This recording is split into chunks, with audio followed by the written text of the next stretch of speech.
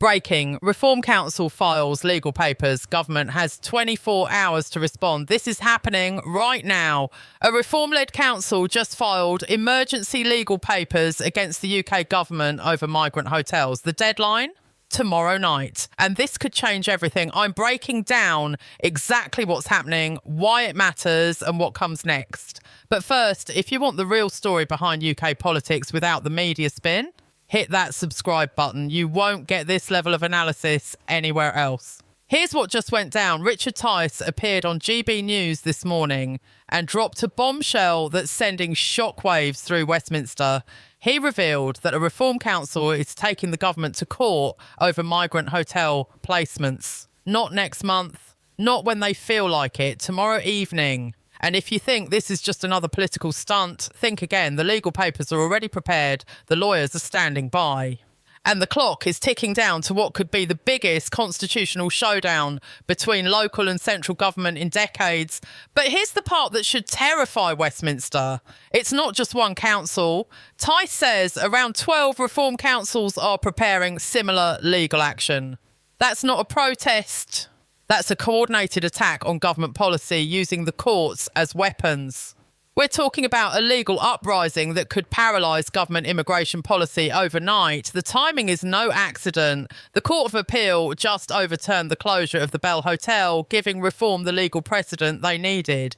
Local communities have been protesting for months, with residents saying their safety concerns have been ignored.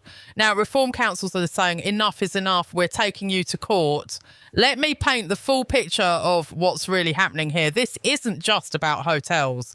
This is about a fundamental breakdown in trust between local communities and central government. For months, residents have watched as migrant hotels opened in their neighbourhoods without consultation, without preparation, and without adequate safety measures. The Bell Hotel case became the perfect storm. When the government tried to close it down, the Court of Appeal stepped in and said no. That decision didn't just save one hotel. It gave reform councils the legal ammunition they needed to challenge the entire system. Tice won't reveal which council is leading this charge. When pressed by Andrew Pearce, he went full classified mode, saying he was unable to disclose which council it is. Either this is next level political strategy or reform councils are coordinating like they're planning a military operation. The secrecy serves a purpose. By keeping the lead council anonymous, Reform creates mystery and speculation that keeps the story alive. Every Reform-controlled council in the country becomes a potential suspect. The media has to cover them all. It's brilliant political theatre wrapped in legal strategy. Think about what this means. Local councils are essentially telling central government, your policy is so broken, we're willing to lawyer up to stop it. This isn't political theatre, this is constitutional warfare, and it's happening faster than anyone expected. The speed of this operation is genuinely staggering. Tice described it as fast-moving, with a lot of legal work being done, which suggests reform councils have been working overtime to get their legal strategy ready. While most political parties are still arguing about meeting schedules, Reform is filing injunctions. The legal strategy is brilliant in its simplicity. Tice admits every situation is different and some challenges might fail. But they're not banking on one case. They're throwing multiple legal challenges at the courts to see what works. It's political warfare through paperwork, and it could tie up government resources for months. The coordination required for this kind of operation is impressive. Getting 12 councils to potentially file simultaneous legal challenges requires serious behind-the-scenes organisation, experienced legal advisors and significant financial resources. This isn't amateur hour politics. This is Reform showing they can operate like an established party. Here's where it gets really interesting. When asked where migrants would go if not in hotels, Tice had a clear answer: remote facilities away from residents. It's the kind of bold policy proposal that either solves the problem or creates entirely new ones. The remote facilities idea is politically genius because it sidesteps the main issue that's been driving local opposition. Nobody wants migrant hotels in their neighbourhood. The not in my backyard problem has been killing government policy for years. So Reform's solution? Put them in nobody's backyard. It's logistically ambitious and politically smart. Remote facilities mean no angry residents, no local protests, and no safety concerns for communities. But it also raises serious questions about implementation, cost, and human rights compliance that Tice didn't address in the interview. But let's talk about the real game being played here. This isn't just about hotels or even immigration policy. Tice is pushing a broader narrative about lawless Britain that connects migrant accommodation to general crime and disorder. He even showed off an anti-theft device on live TV, saying politicians need protection from street crime just like everyone else. That anti-theft device moment was pure political gold.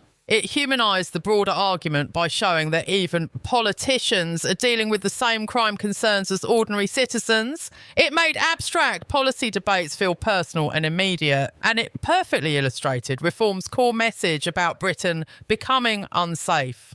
The broader context here is Reform's positioning as the party that understands what ordinary people are going through.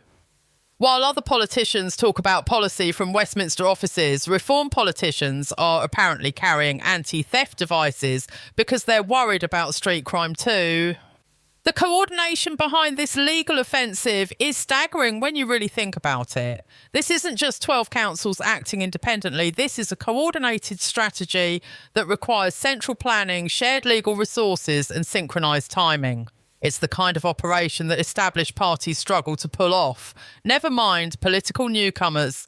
The timeline creates maximum political pressure on the government. Filing injunctions by tomorrow evening means Reform councils are working against the clock, but it also guarantees massive media attention. Nothing focuses government minds like the threat of immediate legal action combined with a ticking clock. From a constitutional perspective, this is potentially huge. If Reform councils succeed in their injunctions, it could open the floodgates for local authorities across the country to challenge any central government policy they disagree with. We could be looking at a fundamental shift in how Britain is governed. Think about the precedent this could set. If local councils can successfully challenge government immigration policy through the courts, what stops them from challenging housing policy, education policy, or health policy? This could be the beginning of a new era where local government becomes a genuine check on central power. But the risks are enormous for everyone involved. Legal challenges are expensive, time-consuming, and far from guaranteed to succeed. If these injunctions fail, Reform councils could end up out of pocket and politically embarrassed. It's high-stakes political gambling with taxpayer money at a time when council budgets are already stretched thin. The government also faces significant risks. If they lose in court, it's not just an embarrassment, it's a fundamental challenge to their authority to implement national policy. Every future policy decision will have to consider whether local councils might take them to court. The broader implications for immigration policy could be massive. If local councils can successfully challenge government accommodation strategies through the courts, it forces a complete rethink of how Britain handles asylum seekers and migrants. This isn't just about hotels anymore, it's about the entire infrastructure of immigration management. Reform's alternative proposal of remote facilities raises its own serious questions. Building secure accommodation away from population centres sounds simple in a TV interview, but the practical details are nightmarish. You need staffing, security, access to legal services, healthcare, and transport links. Remote doesn't mean impossible to access. There are also human rights considerations. Isolating asylum seekers in remote locations could violate their rights to legal representation, healthcare, and family contact.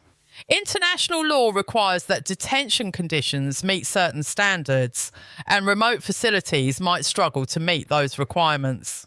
The cost implications are staggering too. Building new facilities from scratch is expensive. Staffing remote locations is expensive. Providing transport and services to remote locations is expensive. The government might find that hotels, for all their problems, are actually the most cost-effective option available. The political timing of this announcement is absolutely perfect for Reform. With local elections on the horizon and immigration remaining a hot-button issue for many voters, Launching legal action against the government's migrant hotel policy is exactly the kind of bold move that gets attention and demonstrates political commitment. It's campaign material that writes itself.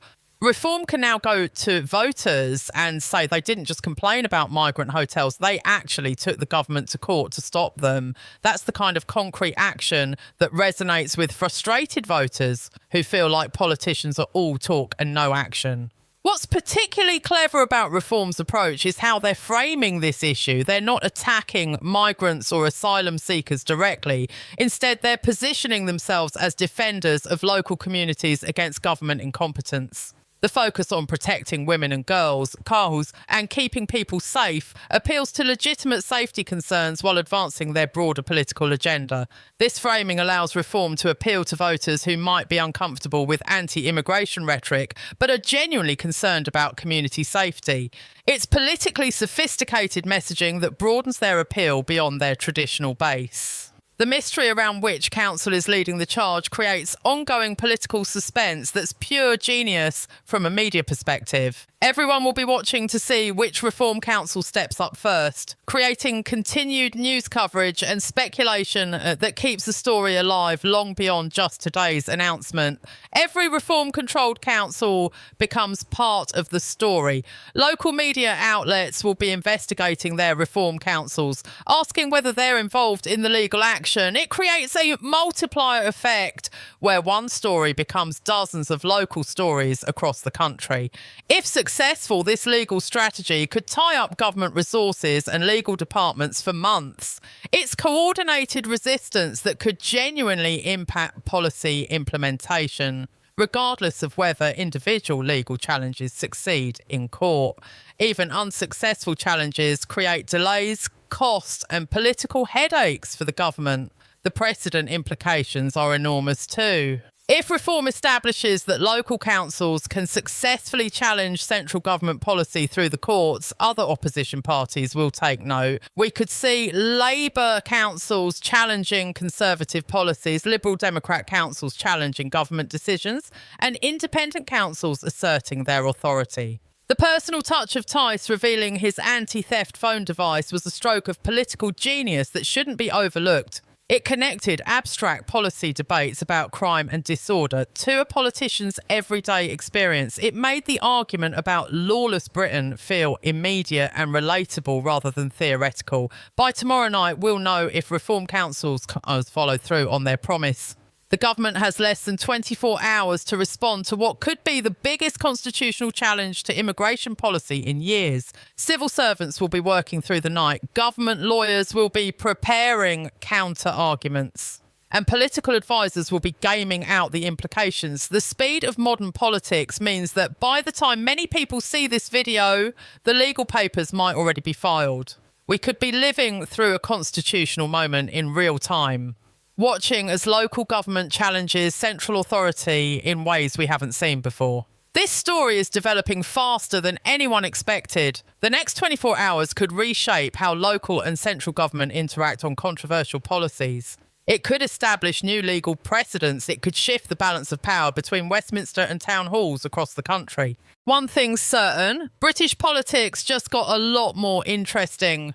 Reform has moved from protest party to genuine political force, capable of challenging government policy through the courts. Whether their legal strategy succeeds or fails, they have already achieved their main objective, proving they're serious political players who can organise, coordinate and execute complex strategies. The implications extend far beyond immigration policy. This is about the future of British governance, the balance between local and central power, and whether political newcomers can use legal systems to challenge established authority. The answers to those questions will shape British politics for years to come. What do you think? Will Reform's legal strategy work, or is this political theatre that will backfire? Are we watching a genuine constitutional moment or clever political positioning? Drop your thoughts in the comments below. And if you want to stay ahead of the biggest political stories breaking in real time, subscribe and hit that notification bell. This is just the beginning of what could be the biggest political story of the year.